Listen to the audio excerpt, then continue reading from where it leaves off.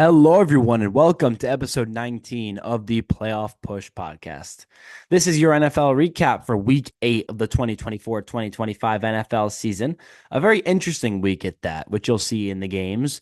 And we will be debuting a different fantasy segment rather than reading off the top performers. We'll be switching it up for now and the future.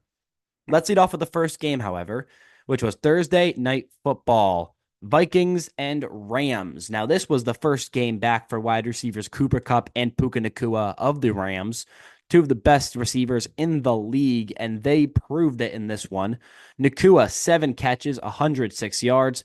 Kupp, 5 catches, 51 yards, and a touchdown. 2 touchdowns were caught by Demarcus Robinson, another by Kyren Williams. So 4 touchdowns through the air, none on the ground for this Rams offense. However, Kyren Williams also had 97 yards on the ground. Stafford put together a nice stat line, 25 for 34, 279 yards, 4 touchdowns to only 1 interception, enough to edge out a 30-20 victory over the once 5-0 Vikings, now down to 5-2. Sam Darnold didn't put together a bad game either, 18 for 25 for 240 yards, 2 touchdowns, no picks. But the rushing game never got anything going. Aaron Jones, 19 carries, 58 yards. Sam Darnold, 3 carries, 6 yards. So a total of 64 rushing yards. Not too great on that Vikings offense. Receiving, however, Jefferson, 8 catches, 115 yards, doing what he does best, putting up numbers. Aaron Jones also had 2 catches for 37 yards, and the 2 receiving touchdowns from Sam Darnold were caught by Josh Oliver and Trent Sherfield Sr. The 1 pick from Stafford was caught by Byron Murphy Jr. of the Vikings, and this was a relatively Rams-dominated game throughout. The Vikings did jump out to an early 14-7 lead in the first quarter. However, the Rams, when it going by quarter, got 7, 7, 7, and 9. The Vikings didn't get anything going beyond the first quarter, so that was basically it. A 30-20 final. The Rams move up to 3-4. The Vikings fall to 5-2. Game 2 time now. Pack and Jags. This was a very interesting one. Jordan Love went down pretty pretty middle of the game. He did go down, is considered week to week, not day to day in the NFL. So Love, 14 for 22, 196 yards, and a pick. Malik Willis did come in, 4 for 5, 56 yards, and 1 touchdown through the air. That 1 touchdown was caught by tight end Tucker Kraft, who had a really solid game, 3 catches, 78 yards, and the touchdown. No one on the Packers offense, however, had more than 4 catches. Romeo Doubs had 3 for 72, Reed 2 for 55, and Watson 4 for 39. And that was pretty much it. The Packers still won this game 30-27, despite not having much of a passing offense. That's due to Josh Jacobs, 25 carries, 127 yards, and 2 touchdowns on the ground. Jaguars did not play their best game of the season, as they have not been for multiple games. They are 2-6 now. Trevor Lawrence, 21 for 32, 308 yards, 2 touchdowns, 1 pick. So Brian Thomas had another really solid game. The rookie is balling so far. 3 catches, 60 yards, and a touchdown. However, he did go down with an injury late in this game and will be out for week 9. The future we will see about beyond week 9. But for next week, just know Brian Thomas is more than likely to be out. Brenton Strange had 5 catches for 59 yards. The other touchdown went to Evan Engram, who had 4 for 36. But that was relatively it for the offense. Jaguars just couldn't get enough going. Lawrence did have a rushing touchdown as well. But again, 30-27, Packers win. Packers advance to 6-2 in this absolutely loaded NFC North division. And when I say loaded, I absolutely mean it. Lions are 6-1. The Packers are 6-2. The Vikings are 5-2, and the Bears are 4-3. Every single team has a winning record and has a pretty solid point differential. They're all around 30-50, except for Detroit, who's up by exactly 100 points on their opponents throughout the year. But we'll be heading on to the third game right now. We got Arizona and Miami. This was a close one through and through as Tua Tagovailoa made his return for Miami. Actually got a standing ovation for sliding and not trying to take a hit when rushing. So that was pretty fun. But Tua, 28 for 38, 234 yards, one passing touchdown, and no picks. The other two touchdowns in this game were scored by Raheem Mostert on the ground. He had 9 carries for 19 yards and both tutties. Achan had 10 carries, 97 yards, no touchdowns to his name. Receiving, Tyreek Hill, 6 for 72. Achan, 6 receptions, 50 yards, but he got a receiving touchdown, which is pretty cool for the halfback. Jalen Waddle, 4 for 45. That was really it from this Miami offense. Kept it neck and neck. However, Chad Ryland of the Arizona Cardinals nailed a game-winning field goal in the fourth quarter. Arizona wins it 28-27.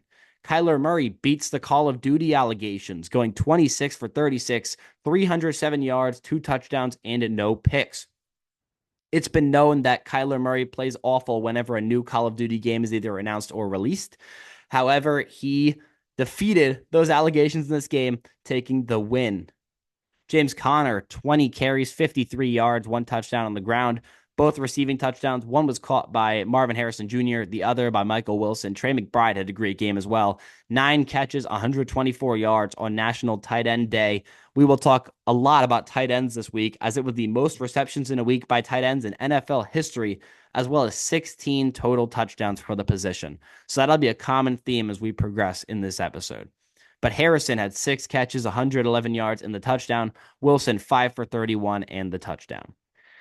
So Arizona barely sneaks this one out, 28-27 over the 2-5 Miami Dolphins. Arizona will move up to 4-4. Then we had a battle of the awful teams. We had the Jets versus the Patriots. This was a snooze fest. Aaron Rodgers, 17 for 28, 233 yards, 2 touchdowns, no picks. Garrett Wilson had a solid game once again, 5 catches, 113 yards. Devontae Adams, 4 for 54, and 1 touchdown was caught by tight end Tyler Conklin. So add another tight end to the touchdown board, 3 for 42 in the tutty. And the other touchdown was caught by Xavier Gibson, who had 1 for 1 with the tutty. So pretty impressive there from Gibson. But the Patriots do take this one 25-22. Drake May got concussed early in the game, only went 3 for 6 with 23 yards. Jacoby Brissett had to come in, 15 for 24, 132 yards. This was a horrendous passing game. I'm not even going to go over it. Nobody got past 50 yards receiving, so we won't even touch on it.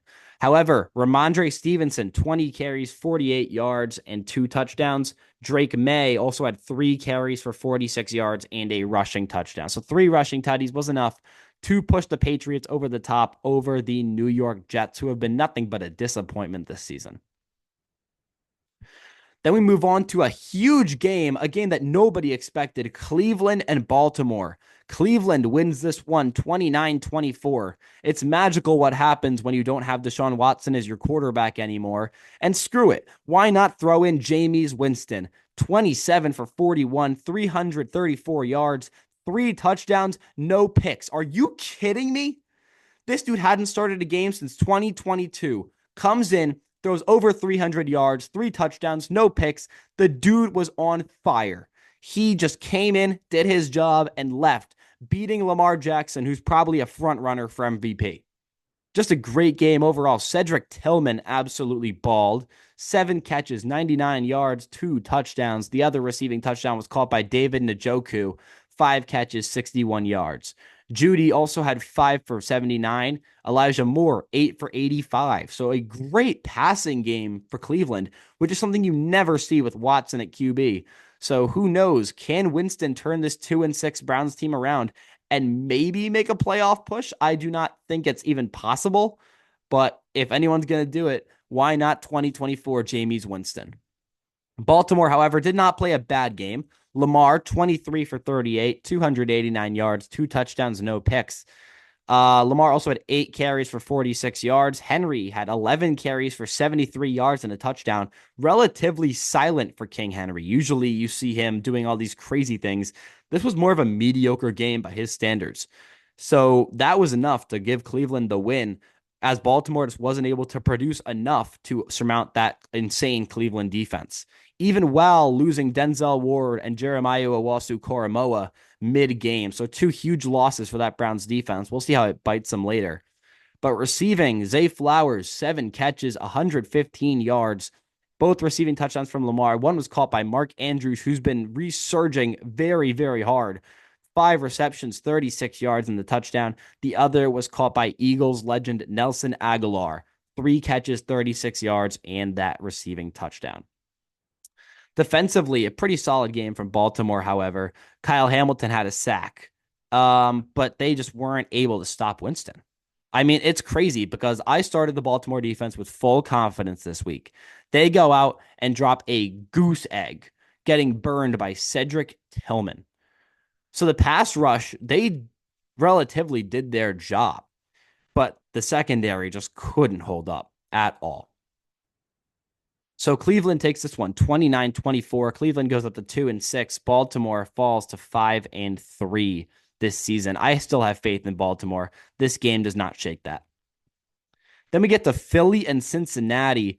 This looked like it was going to be Cincinnati's game from the first drive. Joe Burrow, I believe, went 11 for 12, and Jamar Chase had 15 fantasy points on the first drive.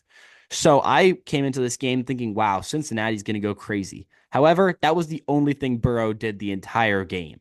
The Eagles win this one 37-17. Burrow, 26 for 37, 234 yards, 1 touchdown, and 1 pick. The touchdown was thrown to Jamar Chase in that first drive, like I said. Gesicki also put up some nice numbers, again, on National Tight End Day. 7 catches, 73 yards. Chase, besides the touchdown, had 9 for 54.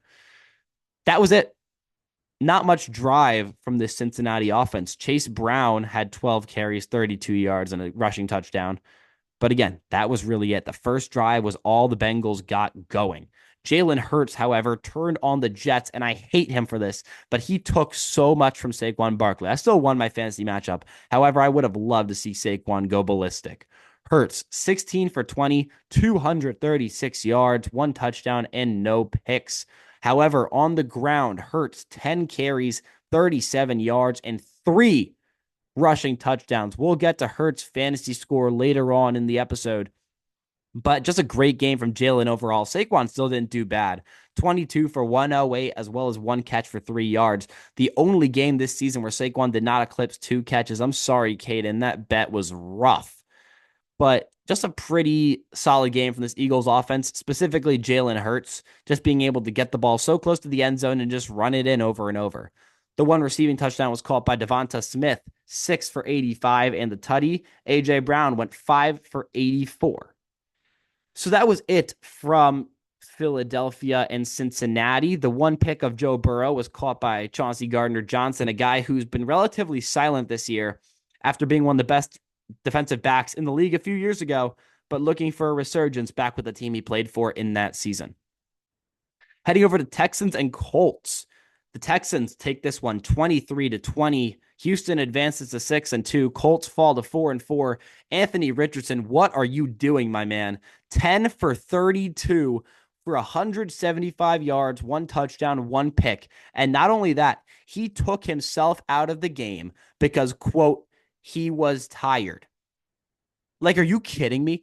This guy was taken early in the first round as a developmental project. He was not a safe pick. He was a project pick. And he has the audacity, after only having 1 good game this entire season, to be like, oh, I'm tired. I'm going to take myself out of the game.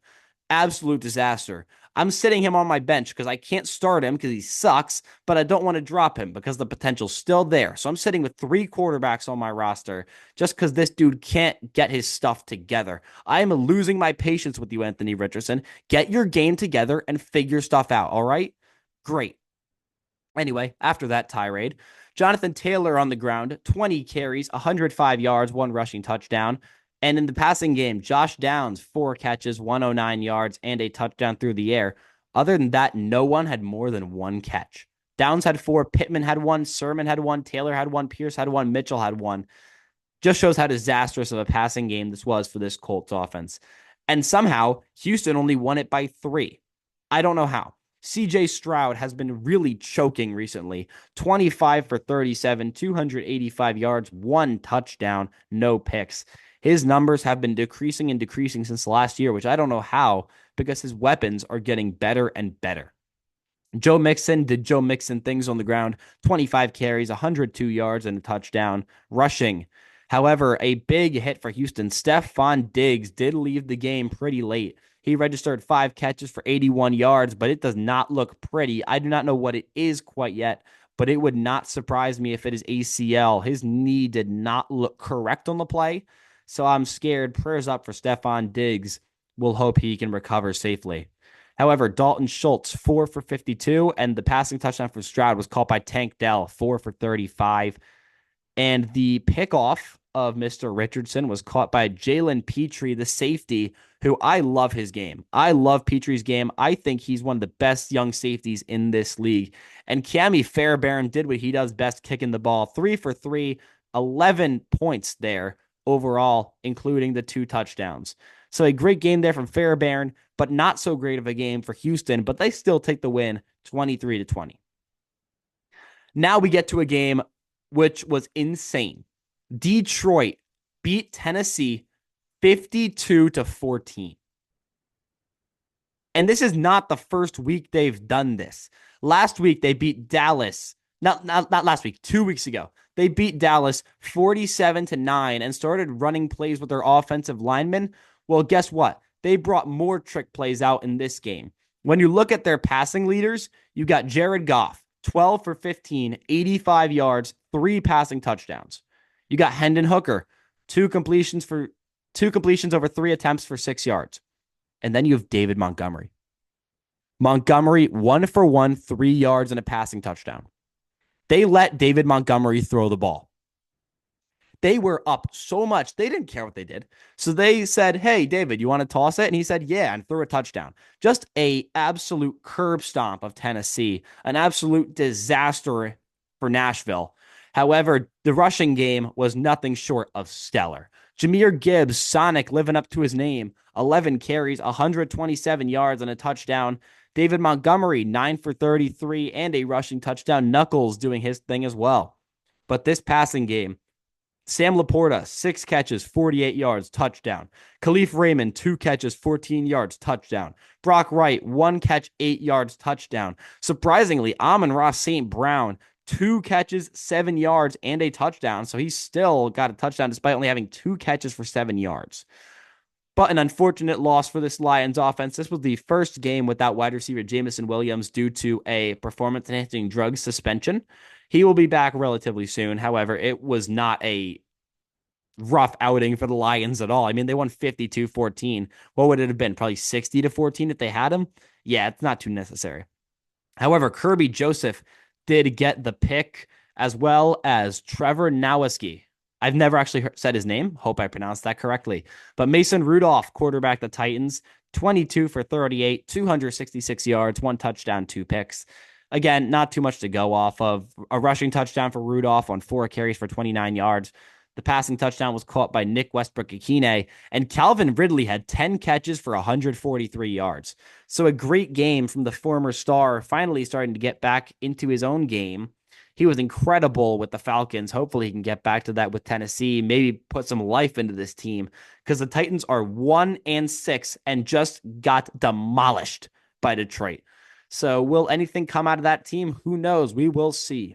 But now we will be heading over to Tampa Bay, Atlanta, Tampa. Atlanta wins this one. Kirk Cousins does his thing again. Falcons come out on top 31-26. Falcons move up to 5-3. Bucks fall to 4-4. I feel very bad for Baker Mayfield. 37 for 50, 330 yards, 3 touchdowns, 2 picks. His leading receiver was Cade Otton, the tight end. 9 for 81 and 2 touchdowns. The other was caught by Rachaad White. But losing Chris Godwin and Mike Evans is absolutely brutal for this team, and they won't be back for a long while. So Baker will have to make Cade Otton, Bucky Irving, Rachaad White, and Jalen McMillan his targets for quite a while. Pretty scary business if you're a Buck fan. The rushing game never got anything going, but that's how it is when Cade Otton's playing on National Tight Ends Day, because apparently he just turns into some kind of demon. Kirk Cousins on the other side of the ball, 23 for 29, 276 yards, 4 touchdowns, no picks. Kirk doing Kirk O'Chain's things. Kyle Pitts put his name on the map this week for one of the first times in his career. 4 catches, 91 yards, 2 touchdowns. The other two were caught by Darnell Mooney and Bijan Robinson. Mooney, 4 for 86. Robinson, 7 for 43. Drake London was shut down this game, 4 for 34. So if you started Drake London in fantasy, I feel sorry for you.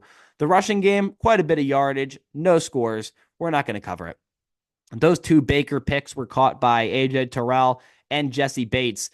In my opinion, the two best defenders on this Falcons defense. I've always thought Jesse Bates was such an underrated safety. I even would go as far as to say he's one of, if not the best safety in the league. I think he's absolutely incredible, showing it this week with that pick of Mayfield. Falcons do come out on top in that one, 31-26. Now we're heading over to the crapshoot of a game, Chargers and Saints. Wouldn't you guess it? Spencer Rattler was benched for Jake Haener. Spencer Rattler, 12 for 24, 156 yards. Then Haener came in and did the same thing, 9 for 17, 122. Is anyone going to quarterback the Saints team well? Who knows? Carr is practicing again, so I guess it's good news. I couldn't tell you, though, because even Carr wasn't playing well after game 2. Saints have lost 6 consecutive after winning their first 2 games, 47-10 and 44-19, dropping 12, 24, 13, 27, 10, and 8 in the following 6 and losing all 6 of those games. So the disaster class of this New Orleans team continues. Alvin Kamara, 10 carries, 67 yards, 6 catches, 55 yards. So again, not a bad game for Kamara, but not too great. No scores. No scores at all for this Saints offense, actually. It was a disaster. And funny enough, Blake Grupe had 6 points. So you're probably wondering, where did the other 2 points come from? Now, the answer for that is a safety. Yeah, they had a safety, but no touchdown. Good job, New Orleans. Proud of you guys. Anyway, horrific game for New Orleans. Chargers did actually really well in this game. Herbert, 20 for 32, 279 yards, 2 touchdowns, no picks. J.K. Dobbins had 17 for 57 for 1 touchdown on the ground. Both touchdowns were caught by Ladd McConkey, who had 6 catches for 111 yards and the 2 tutties. I dropped him in fantasy and am regretting it more and more every day. The dude's clearly becoming the wide receiver 1 in this Chargers offense, and it's terrifying to see, especially when I drop him. But Chargers take this one. Not too much to say about it. 26-8.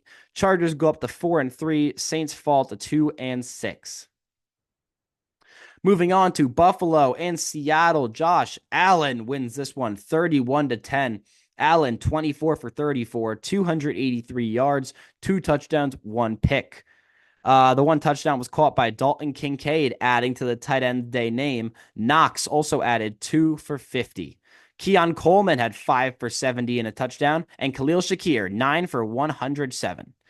And the rushing game wasn't shut down either. James Cook, 17 carries, 111 yards, 2 rushing touchdowns. So firing on all cylinders for this Bills offense. And they were able to shut down that Seattle offense as well. Geno Smith, 21 for 29, 212 yards, 1 interception. The 1 touchdown was rushed by Zach Charbonnet, who had 3 for 4. Kenny Walker held to 9 carries for 12 yards. Absolute disaster class from this Seahawks offense. We will see Geno Smith's name pop up in a bit, but Buffalo wins 31-10. We don't need to harp on that much longer. Then we get to arguably the game of the year. Washington, Chicago, the number 1 pick versus the number 2 pick. Caleb, Jalen, Williams, Daniels. Sounds pretty nice, doesn't it? Unfortunately, it was a pretty awful game until the 4th quarter. Chicago scored 1 touchdown in the 3rd. That was all for the first 3 quarters. Washington went 6-3-3. But this 4th quarter was insane. Caleb Williams had a disaster of a game. 10 for 24, 131 yards. He had 10 completions and 130 yards. I mean, what are you going to do with that? No receivers really did anything logically due to such an awful performance, but the rushing game was on point. Swift, 18 for 129 and a touchdown. And we will get to Rashawn Johnson's touchdown in a minute on the ground. But Chicago scores with Rashawn Johnson with, I believe, around 25 seconds left to play in the game to go up 15-12. Now, Washington gets the ball. They run a quick route with Terry McLaurin with only a couple seconds left. Jaden Daniels in the pocket, sits there for a ton of seconds, airs it out. It's tipped off the hands of Tyreek Stevenson, the cornerback for the Bears, and caught in the back of the end zone by a wide open Noah Brown, sealing the game. Washington wins 18-15 on a Hail Mary, Aaron Rodgers-esque. Aaron Rodgers haunting the Bears even while he's playing for the Jets. Just a disaster of a final play. Tyreek Stevenson had to come out after the game and apologize to his teammates, the media, the fans. He had to apologize to everybody due to that disaster of a play where he was mocking fans and then proceeded to tip it right into the hands of Noah Brown to win the game for Washington. Jaden Daniels had a pretty solid game, 21 for 38, 326 yards, and that one Hail Mary touchdown, funny enough. And that was it, really, for offensive production. McLaurin had 5 for 125, Ertz 7 for 77, and Noah Brown had the touchdown. That's what it was looking like for the Commanders in this one. Austin Seibert is the number one kicker in fantasy this year. You cannot tell me otherwise. He did miss a kick, but he was 4 for 5, 12 total points for Seibert. I mean, he's been a waiver wire pickup lifesaver for me. And clearly in this game, he was huge, scoring 12 out of the 18 points. Washington moves to 6-2, 18-15 over the 4-3 Bears. Moving on to Chiefs Raiders. I have no idea how the Chiefs are 7-0. KC takes it 27-20. Patrick Mahomes still has more interceptions than passing touchdowns. He went 27 for 38, 262 yards, 2 touchdowns to 1 pick. This was the Kelsey game that he needed after a while. 10 catches, 90 yards, and a touchdown, adding to the tight end day legacy. Xavier Worthy, 4 for 37 and a touchdown through the air. Hopkins held relatively quiet in his Chiefs debut, 2 for 29 in the air. Kareem Hunt was 21 for 59 on the ground with a touchdown, and that was enough to win it. I mean, this Raiders offense is an absolute disaster, despite Gardner Minshew going 24 for 30, 209 yards, 2 touchdowns, no picks. The reason? They had no rushing game. 15 from Madison, 7 from Tucker, 6 from Minshew, 4 from Turner, 2 from Abdullah, and -1 from Zamir White, who was drafted pretty solidly in fantasy drafts this year, has been a huge disappointment in every way, shape, and form. But a total of under 40 rushing yards for this Raiders offense was enough to shut them down against KC. Brock Bowers, 5 catches, 58 yards. Jacoby Myers taking the wide receiver 1 role, 6 for 52 and a touchdown. The other touchdown was caught by DJ Turner. Trayvon Moehrig caught the pick from Patrick Mahomes, but yet again, the Chiefs take it out. 7-0 for KC, 27-20 over the 2-6 Vegas Raiders. This was the game Bo Nix had been waiting for. 28-14, Broncos beat the Panthers logically. Denver's 5-3, Carolina's 1-7, but Bo Nix took this game by storm. 28 for 37, 284 yards, 3 touchdowns, no picks, as well as 5 carries for 4 yards and a rushing touchdown on the ground for the rookie quarterback. This is the guy Sean Payton wanted, and this is the guy Sean Payton got. 4 total touchdowns for Bo Nix in this one. Just a great showing once again. Cortland Sutton, 8 for 100. Adam Troutman, 4 for 85 and a touchdown. Once again, adding to the tight end day festivities we'll go with. But Denver just drops nukes on Carolina, as everyone has throughout the year. The other touchdowns were caught by Jaleel McLaughlin and Nate Adkins. Don't know if you've ever heard of him, but guess what? Another tight end. 1 catch, 3 yards, and the tutty. But Carolina just can't get anything going. Bryce Young, 24 for 37, 224 yards, 2 touchdowns, 2 picks. One was caught by Jalen Coker, a guy who I've never heard of to this day. And he had 4 catches, 78 yards, and a touchdown. So, congrats, man. Great job. The other receiving touchdown was from Xavier Legette, a guy who was picked pretty high and has been slowly living up to the hype in the first round. I believe he was the last pick of the first round. Correct me if I'm wrong, but that's what I believe. No rushing game for Carolina, but they weren't winning this one anyway. 28-14. Denver moves up to 5-3. Now we're on to our final game, Sunday Night Football, San Fran, Dallas. Brock Purdy, 18 for 26, 260 yards, one touchdown, and no picks. So not a incredible offensive game, but he did something that has never been done before in NFL history. I believe he was the first player to have an 100% completion percentage over some amount of yardage. I think it was around 150 passing yard. No, probably around 100 passing yards and 30 rushing yards in a quarter. I think that's what it was. First player ever to do all three of them in one quarter. I could be wrong on that. That's what I think off the top of my head. But George Kittle, the man who invented National Tight End Day, balled on National Tight End Day. 6 catches, 128 yards, and a touchdown through the air. Absolutely saving my fantasy week and starting Caleb Williams. Thank you, George Kittle. I appreciate it, man. But another great game was Isaac Guerrero, a guy who is the halfback 3 at the beginning of the year for this Niners team. As Jordan Mason went down early in the game with, I believe, a shoulder injury, he was 6 for 18. But Guerrero came in 14 for 85 and a touchdown on the ground. Purdy also had a touchdown on the ground. So San Fran takes this one 30-24 as Dak has 2 touchdowns and 2 picks. One caught by Lenoir and one caught by Jair Brown. Dak also had 25 for 38, 243 yards in addition to the 2 touchdowns and 2 picks. Zeke had a rushing touchdown, 10 carries, 34 yards in the touchdown. And this was CeeDee Lamb's breakout. 13 catches, 146 yards, 2 touchdowns. Other than that, no passing offense at all. But San Fran comes out on top.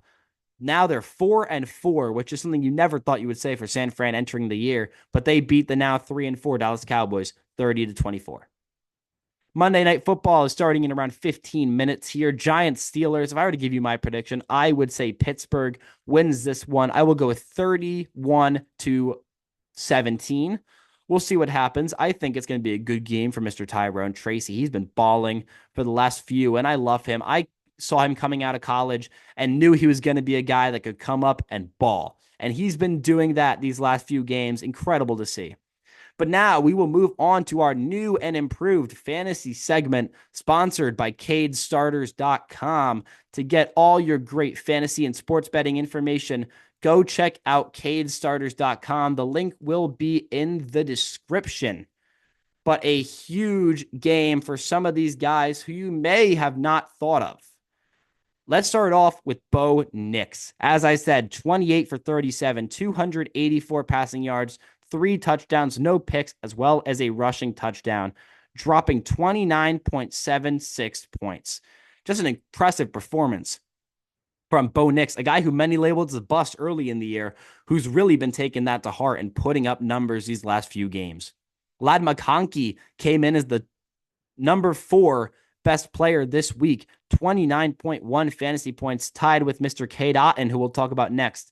McConkey, 6 for 111, 2 receiving touchdowns. Otton, 9 for 81, 2 receiving touchdowns. Again, both with 29.1. And then Cedric Tillman comes in at 6. He had 7 for 99, 2 touchdowns, came in at 28.9 fantasy points. Some other notable guys in the top echelon: Josh Jacobs, Kyle Pitts, Matthew Stafford. Jameis Winston also came in pretty solid at 23.56. Stevenson at 23.5 for New England. But now we will introduce the fantasy busts of the week. Who did disastrous? And let's start off with Seahawks quarterback Geno Smith. 8.1 fantasy points. For the first time this season, Smith did not score a touchdown in this game. Threw a pick, took a sack, and that was it. No production at all from Geno Smith, a guy who's been consistently incredible this season, especially in fantasy. Just a huge, rough week for Geno. Same with Caleb Williams. After a huge week last week, this week did nothing. 8.3 fantasy points. He couldn't get anything going at all. Only 10 completions and just failed to be a leader. And I was so happy the Bears lost that game. Caleb did not deserve that win in the slightest. Now, some running back tanks, Nick Chubb and Kenneth Walker, both doing absolutely nothing, both under 10 fantasy points, both easily starting halfbacks in fantasy, just rough. And a lot of rough receivers, too. Drake London, Amari Cooper, Michael Pittman, and Amon-Ra St. Brown, as well as DJ Moore, Jordan Addison, Tyler Lockett, and Rashad Bateman, all scoring under 10 fantasy points, just doing nothing when a lot of guys had high hopes for them in this week, especially Amon-Ra, Drake London, and Amari Cooper, the newly acquired Buffalo Bill. So just a rough game overall from a ton of big receivers that people are starting all over fantasy. And despite it being National Tight End Day, not every tight end had success. For instance, Cole Kmet, a guy who's dropped nukes at least a few times this year, was targeted once. That's it. One target for Cole Kmet. Just a rough game overall for one of the best tight ends in fantasy this year. Everyone else, though, did pretty solid in this week for tight ends. National Tight End Day is real. The most successful week for NFL tight ends in NFL history is week 8 of the 2024 NFL season. So CageStarters.com will be our fantasy sponsor for the rest of the season, as well as following the season with MLB, NBA, and all other sports. So again, thank you, CageStarters.com, for covering this podcast. And now I would like to thank you guys for listening to this episode of NFL Recap for week 8 of the 2024-2025 NFL season. Have a great rest of your day or night. We hope to see you for the next episode.